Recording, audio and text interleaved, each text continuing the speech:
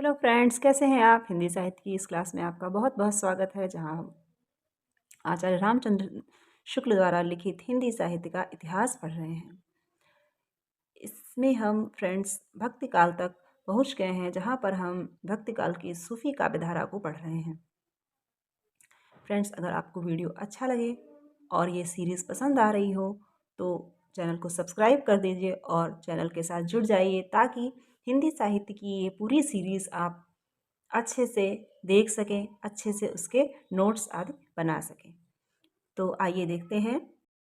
पिछले वीडियो में हमने मलिक मोहम्मद जायसी को पढ़ा था, तो उससे आगे आज आइए हम पढ़ते हैं सूफ़ी कवि उस्मान को। ये जहांगीर के समय में वर्तमान थे और गाजीपुर के रहने वाले थे। इनके पिता का नाम शेख हुसैन था और ये 5 भाई थे, और चारों भाइयों के नाम थे शेख अजीज, शेख मानुल्लाह, शेख फैजुल्लाह, शेख हसन। उन्होंने अपना उपनाम मान लिखा है। उस्मान ने अपना उपनाम मान लिखा है। ये शाह निजामुद्दीन चिश्ती की शिष्य परंपरा में हाजी बाबा के शिष्य थे। ये शाह निजामुद्दीन चिश्ती जो थे, उनकी शिष्य परंपरा में एक हाजी बाबा हुए, उनके शिष्य थे उस्मान। तो यहाँ से आपने देखा कि उस्मान किसके शासनकाल में थे? जहांगीर के शासनकाल में। और ये 4 भाई थे जिनके नाम इस प्रकार हैं, और इनका उपनाम था मान। मान किस सूफी कवि का उपनाम था? तो उस्मान का। ये शाह निजामुद्दीन चिश्ती की शिष्य परंपरा में हाजी बाबा के शिष्य थे। हाजी बाबा इस सूफी कवि के गुरु थे, तो उस्मान। या उस्मान के गुरु कौन थे? तो हाजी बाबा। आप आगे बढ़ते हैं। उस्मान ने सन 1022 हिजरी अर्थात 1613 ईस्वी में चित्रावली नाम की पुस्तक लिखी। चित्रावली पुस्तक कब लिखी गई? 1613 ईस्वी में। पुस्तक के आरंभ में कवि ने स्तुति के उपरांत पैगंबर और 4 खलीफों की, बादशाह की तथा शाह निजामुद्दीन और हाजी बाबा की प्रशंसा लिखी है। पुस्तक के आरंभ में, जैसा कि मसनवी रूढ़ी के अनुसार पिछले वीडियो में बताया गया था, वही यहाँ पर लिखा हुआ है। कवि ने स्तुति के उपरांत क्या लिखा है? पैगंबर और 4 खलीफों की।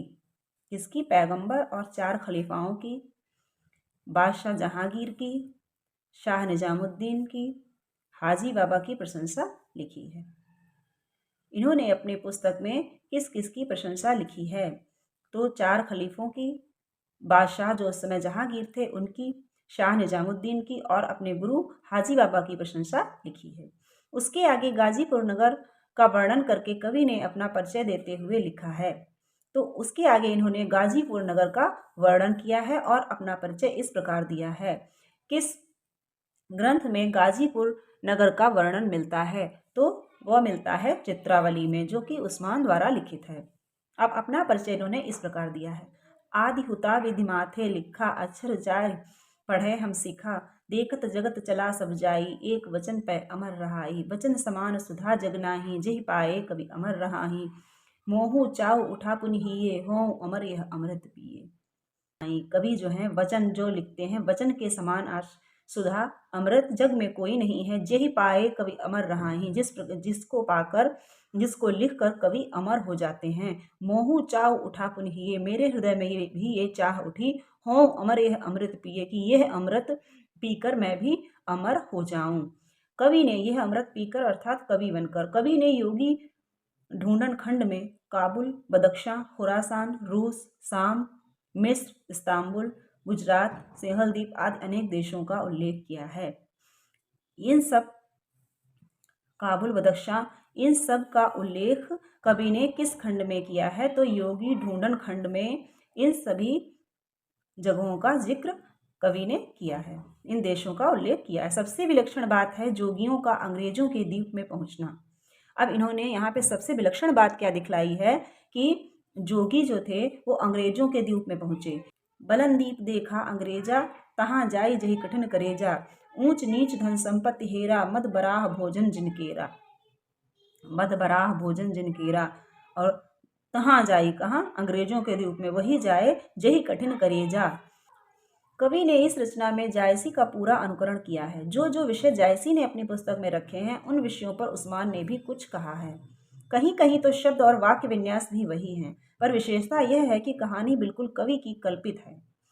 पर विशेषता यह है, वाक्य विन्यास सब कुछ जैसी के जैसा ही इन्होंने रखा है कहीं कहीं, परंतु विशेषता इनकी यह है कि इनकी कहानी बिल्कुल बिल्कुल कल्पित है, जैसा कि कवि ने स्वयं कहा है। कथा एक में हिये उपाई अर्थात हृदय में सोची, कहत मीठ और सुनत सुहाई, मतलब हृदय में मैंने एक कहानी की कल्पना की। इसी से पता चलता है कि इनकी कहानी जो है वो बिल्कुल कल्पित है। अब कथा का सारांश यहाँ पर प्रस्तुत किया गया है। नेपाल के राजा धरणीधर पंवार के पुत्र के लिए कठिन व्रत पालन करके शिव पार्वती के प्रसाद से सुजान नाम एक पुत्र प्राप्त किया। सुजान कुमार एक दिन शिकार में मार्ग भूल देव की मढ़ी में जा सोया। देव ने आकर उसकी रक्षा स्वीकार की। एक दिन वह देव अपने एक साथी के साथ रूपनगर की राजकुमारी चित्रावल की वर्षगांठ का उत्सव देखने के लिए गया और अपने साथ सुजान कुमार को भी लेता गया। और कोई उपयुक्त स्थान न देख देवों ने राजकुमार को राजकुमारी की चित्र सारी में ले जाकर रखा और आप उत्सव देखने लगे। कुमार राजकुमारी का चित्र टंगा देख उस पर आसक्त हो गया और अपना भी एक चित्र बनाकर उसी की बगल में टांग कर सो गया। देव लोग उसे उठाकर फिर उसी मढ़ी में रख आए। जागने पर कुमार को चित्रावली घटना स्वप्न की सी मालूम हुई, पर हाथ में रंग लगा देख उसके मन में घटना के सत्य होने का निश्चय हुआ और वह चित्रावली के प्रेम में विकल हो गया। इसी बीच उसके पिता के आदमी आकर उसको राजधानी में ले गए, पर वहां वह अत्यंत खिन्न और व्याकुल रहता। अंत में अपने सहपाठी सुबुद्धि नामक एक ब्राह्मण के साथ वह फिर उसी मढ़ी में गया और वहां बड़ा भारी अन्न सत्र खोल दिया। राजकुमारी चित्रावली भी उसका चित्र देख प्रेम में विह्वल हुई और उसने अपने नपुंसक भृत्यों को जोगियों के वेश में राजकुमार का पता लगाने के लिए भेजा। इधर एक कुटीचर ने कुमारी की माँ हीरा से चुगली की और कुमार का यह चित्र धो डाला गया। कुमारी ने जब यह सुना तब उसने कुटीचर का सिर मुड़ाकर उसे निकाल दिया। कुमारी के भेजे गए हुए जोगियों में से एक सुजान कुमार उस अन्न सत्र तक पहुंचा और राजकुमार को अपने साथ रूपनगर ले आया। वहां एक शिव मंदिर में उसका कुमारी के साथ साक्षात्कार हुआ, पर ठीक इसी अवसर पर कुटीचर ने राजकुमार को अंधा कर दिया और एक गुफा में डाल दिया, जहां उसे एक अजगर निकल गया। पर उसके विरह की ज्वाला से घबराकर उसने चट उगल दिया। वहीं पर एक वन मानुष ने उसे एक अंजन दिया, जिससे उसकी दृष्टि फिर ज्यों की त्यों हो गई। वह जंगल में घूम रहा था कि उसे एक हाथी ने पकड़ा, पर उस हाथी को एक पक्षीराज ले उड़ा और उसने घबराकर कुमार को समुद्र तट पर गिरा दिया। वहां से घूमता फिरता कुमार सागरगढ़ नामक नगर में पहुंचा और राजकुमारी कमलावती की फुलवारी में विश्राम करने लगा। राजकुमारी जब सखियों के साथ वहां आई तब उसे देख मोहित हो गई।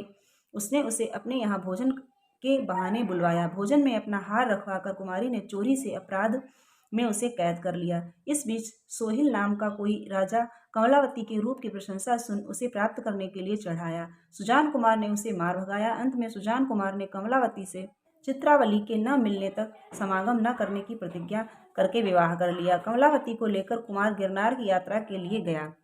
इधर चित्रावली के भेजे एक जोगी दूत ने गिरनार में उसे पहचाना और चट चित्रावली को जाकर संवाद दिया। चित्रावली का पत्र लेकर वह दूत फिर लौटा और सागरगढ़ में धुनी लगाकर बैठा। कुमार सुजान उस जोगी की सिद्ध सुनकर उसके पास आया और उसे जानकर उसके साथ रूपनगर गया। इसी बीच वहां पर सागरगढ़ के एक कथक ने चित्रावली के पिता की सभा में जाकर सोहिल राजा के युद्ध के गीत सुनाए, जिन्हें सुनकर राजा को चित्रावली के विवाह की चिंता हुई। राजा ने 4 चित्रकारों को भिन्न भिन्न देशों के राजकुमारों के चित्र लाने भेजा।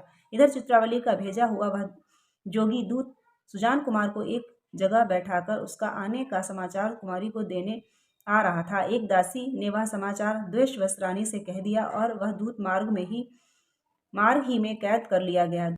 दूत के न लौटने पर सुजान कुमार बहुत व्याकुल हुआ और चित्रावली का नाम ले लेकर पुकारने लगा। राजा ने मारने के लिए मतवाला हाथी छोड़ा, पर उसने उसे मार डाला। इस पर राजा उस पर चढ़ाई करने जा रहा था कि इतने में भेजे हुए 4 चित्रकारों में से एक चित्रकार सागरगढ़ से सोहिल के मारने वाले राजकुमार का चित्र लेकर आ पहुंचा। राजा ने जब देखा कि चित्रावली का प्रेमी वही सुजान कुमार है, तब उसने अपनी कन्या चित्रावली के साथ उसका विवाह कर दिया। कुछ दिनों में सागरगढ़ की कमलावती ने विरह से व्याकुल होकर सुजान कुमार के पास हंस मिश्र को दूत बनाकर भेजा, जिसने भ्रमर की अनुक्ति द्वारा कुमार को कमलावती के प्रेम का स्मरण कराया। इस पर सुजान कुमार ने चित्रावली को लेकर स्वदेश की ओर प्रस्थान किया और मार्ग में कमलावती को भी साथ ले लिया। मार्ग में कवि ने समुद्र के तूफान का वर्णन किया। अंत में राजकुमार अपने घर नेपाल पहुंच गया और उसने वहाँ दोनों रानियों के सहित बहुत दिनों तक राज्य किया। मार्ग में कवि ने समुद्र के तूफान का भी वर्णन किया है और भ्रमर की अन्योक्ति द्वारा कमलावती के प्रेम का स्मरण कराया है, तो इसमें भ्रमर की अन्योक्ति का प्रयोग भी किया गया है।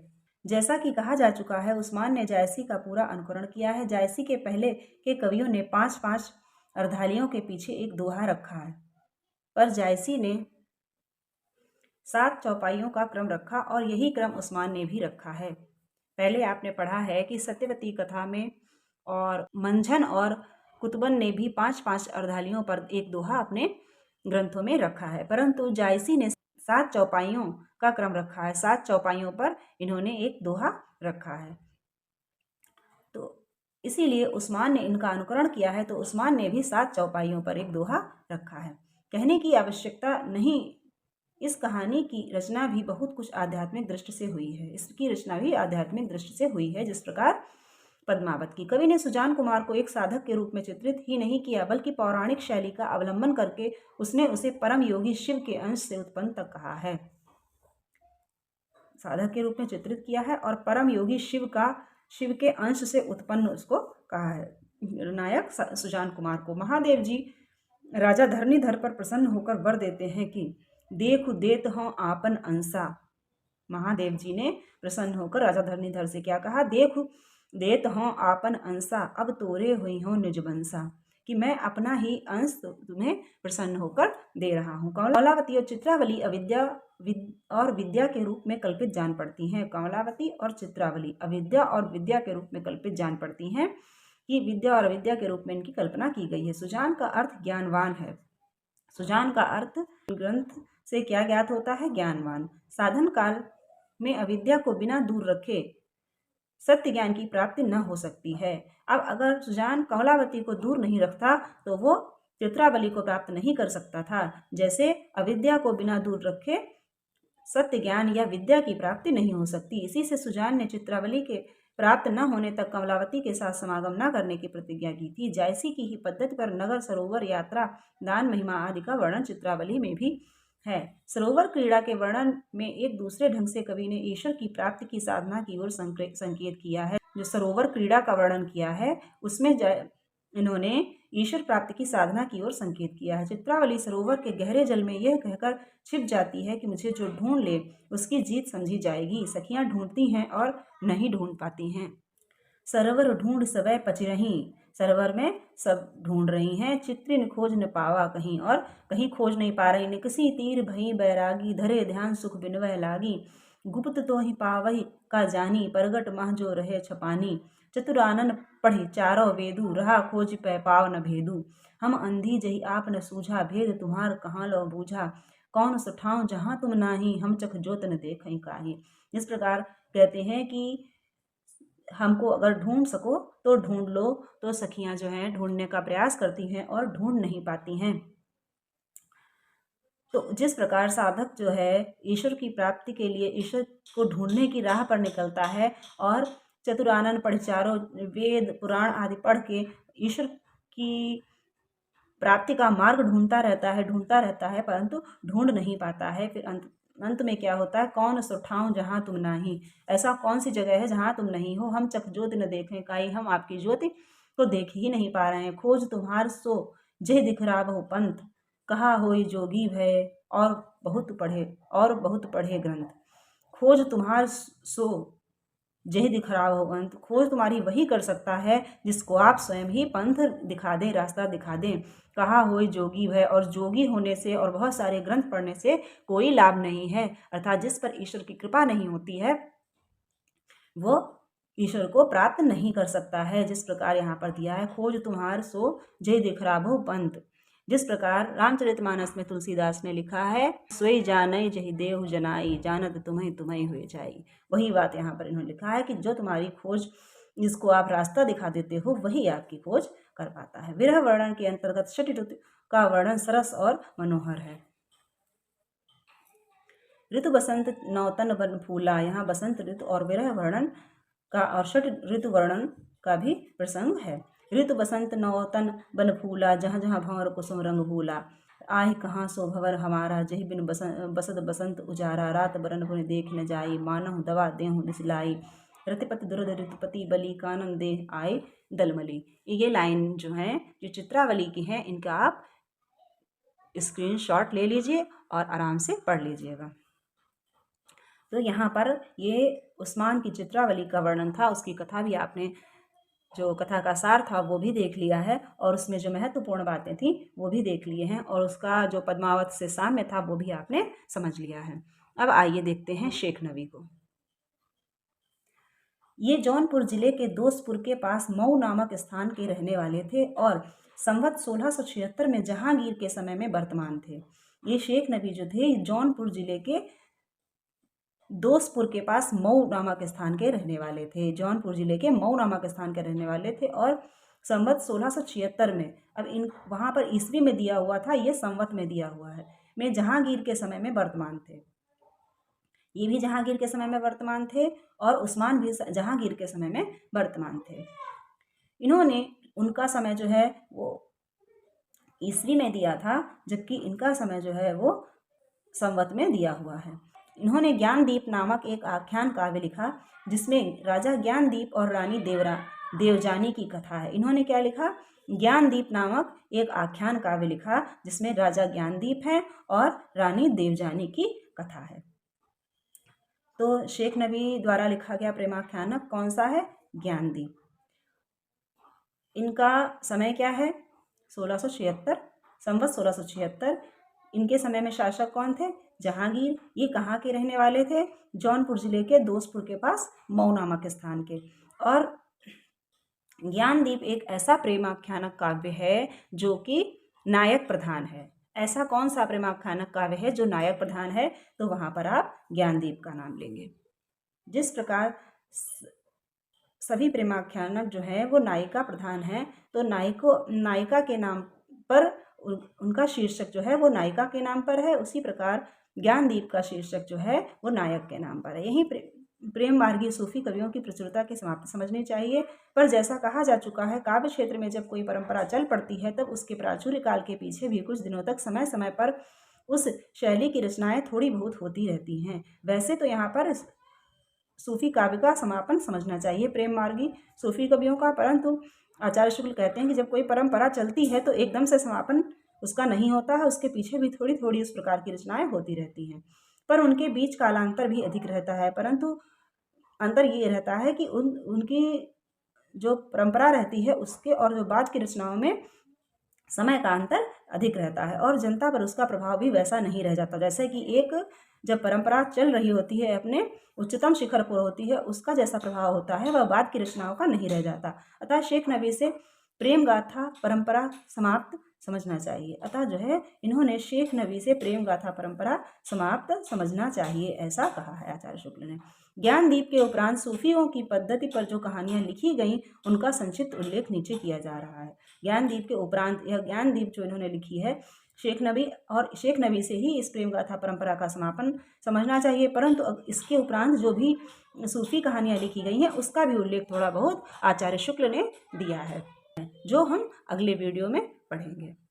तो फ्रेंड्स, अगर आपको वीडियो अच्छा लगे तो लाइक कर दीजिए और चैनल को सब्सक्राइब कर दीजिए अगर आप ये पूरी सीरीज़ देखना चाहते हैं। और फ्रेंड्स, वीडियो को शेयर भी कर दिया करिए ताकि जो हिंदी साहित्य में इंटरेस्ट रखते हैं या हिंदी साहित्य से किसी भी एग्ज़ाम की तैयारी कर रहे हैं तो उन तक भी ये वीडियो पहुंच सके और ज़्यादा से ज़्यादा लोग इसका लाभ उठा सकें। थैंक्स।